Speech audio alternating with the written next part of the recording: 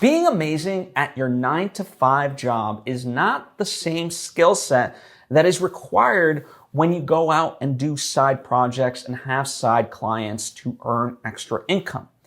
It requires something different of you. Yes, there can be certainly crossover, like if you work within podcasting, right? You still have to have those skills of podcast producing, let's say, that can carry over from your 9 to 5 job to your other thing, or it can be graphic design or video editing, music writing, copywriting, whatever it is, right?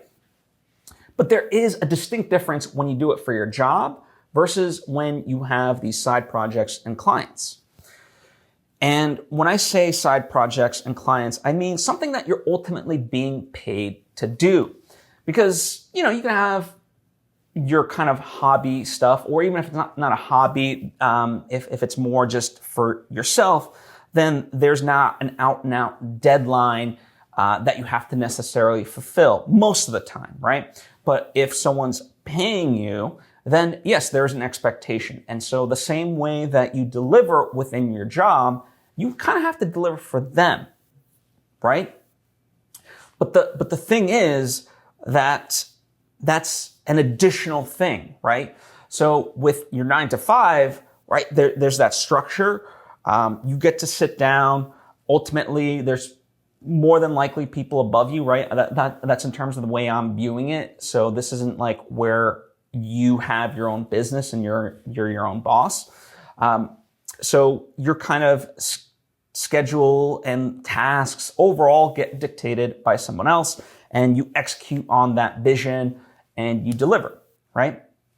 And that still applies to side projects and clients as well, except number one, you have to kind of go out and find those projects and clients. So you have to take on this entrepreneurial role. And a big component of that is now you have to ultimately be your own boss, right? Yes, they dictate of like, okay, I want this by this, so like creating the deadlines, there's still all those. And you have to figure out within that how you're going to manage your time to be able to fulfill that, right? And not only that, you have to communicate properly. You have to, outline progress and things like that. So all the things that in many ways within your 9 to 5 job are structured, and you might have criticisms about how things at your job ultimately work, but at the very least, like there is an attempt at a structure. Whereas when you have side clients and side projects, you have to kind of create that structure alongside with whatever the project is or that client is, right? And so in many ways, each project or client requires a different structure, right? And so you have to come up with that. And in many ways with your job, there's a consistency, right? You kind of know what you're going to get each and every day.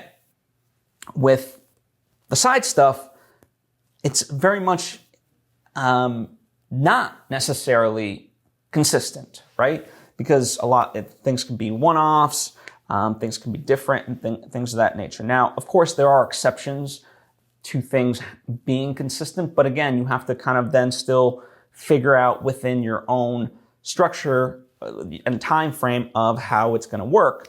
And if things in your job shift, then that shifts how you have to tackle these side things and still get them done, right? So I say all this not to put fear and anxiety, but whenever people start to take on side clients, right, part of the goal is to perhaps shift away from their regular job and allow them the freedom to, pick the clients they want to work with, how they want to work with them, and do all that. But that can be a big, big transition, right?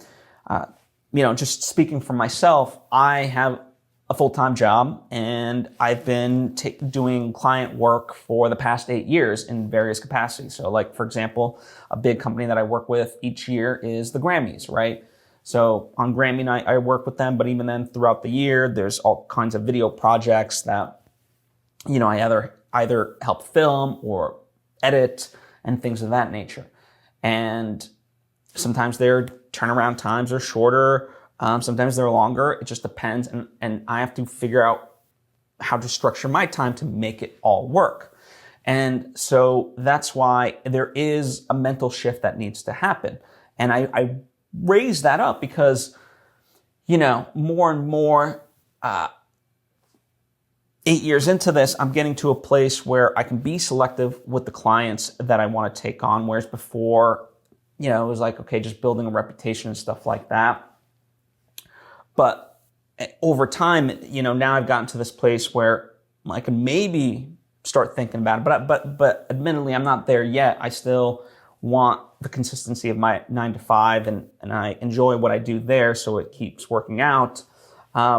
But eventually, I'm building this foundation that, no matter what happens, I have a foundation to be able to fall back on, right? Especially in this day and age where, people have been laid off in all kinds of companies and all kinds of sectors, knowing that I do have client work to be able to fall back on, while it might not take the entire income, at least it doesn't put me in a terrible position, right? I can adjust as needed.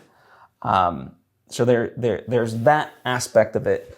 The other aspect of why we even take on side stuff is to be able to fund our own projects, earn extra income, or just earn income in general. We live in a world where sadly, one job often, especially in major cities, is not enough, right? And so we all have these multiple jobs in order to, supplement the income we ultimately need to afford a life and things of that nature. So it's unfortunate that kind of has to be the case, but looking at it as if it is reality, we have to approach these things from a logistical place that works, right? And what's going to kill you ultimately if you don't consider these actual logistics is that as you start your side client work, if you're under delivering, it doesn't matter your reputation at your job. That's a different reputation than the ones with your side stuff, right? Being great at your job will help initiate some of those conversations so you can start to get side projects and clients, but you have to deliver for those. And if you don't, then, that's going to go away, right?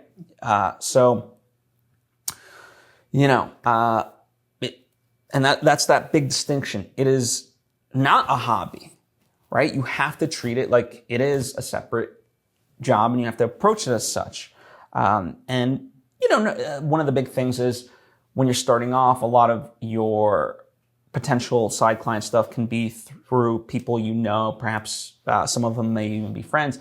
And so, it is true kind of that aspect of, business is business at the end of the day. And, even if they like you as a friend, you still have to deliver for them ultimately. And, that's just something in general for me that I've always approached, meaning that oftentimes I find, especially in the entertainment space, when people work around idols or people like A-list celebrities, they're often afraid to speak out. And that's never been my problem. When I say speak out, I mean just doing your job, right? There's oftentimes, I remember I've seen this multiple times in the podcast space where people will allow hosts just to record audio and with the mic 10 feet away from them. And it's like, no. Why? Because they're afraid to say something to that celebrity.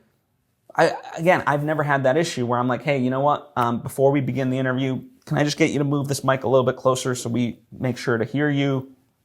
We get proper levels and it sounds good. Otherwise it would just be wasting your time, right? And they respect that. Ultimately, I've yet to meet someone who doesn't respect someone who's trying to legitimately make the product as good as it can be, right? Doing it in a respectful way, of course, and things of that nature. But yeah. And so for me, in that sense, just speaking out, and I know I've kind of gone off on a tangent, but in large part, this is about reputation building. And that's why it is that mental shift to know that your job is different than your side project stuff. You really want to build your reputation. Like, you want to carry over the reputation you have from your job into the side project stuff. And whether or not that's the ultimate goal or it's just extra income and stuff like that, you want to be consistent in both, ultimately, as far as your reputation and how people view you at your job, of like, wow, this person's amazing. They can also deliver here too. And it is tough. It is tough because, as I opened up with, your side project stuff is extra work. And you have to know that going in. So lots to think about, but I love your thoughts and opinions and questions ultimately on this. What are some of my blind spots as I'm thinking about this? What questions might you have about this? What are certain tidbits that you've learned as you've done client work beyond your job and stuff like that? I'd be very curious to know, but I just want to offer up at least this insight to get you ultimately started, let's say. Thank you as always for taking the time to tune in. I truly do appreciate you, and hope to see you next time.